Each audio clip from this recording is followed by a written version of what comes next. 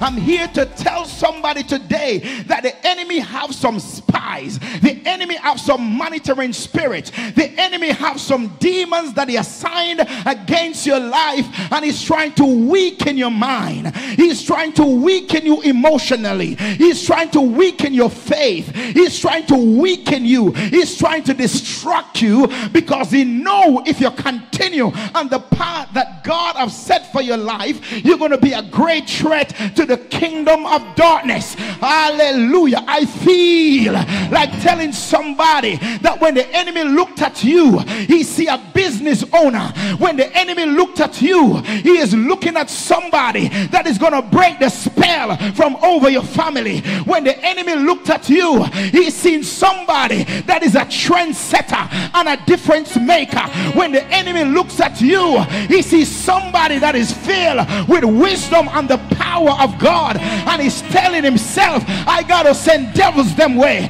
I gotta send witches against them. I have to send warlocks against them. But somebody in the Holy Ghost, you need to just stand up and say, I'm too blessed, devil, and it won't work against my life.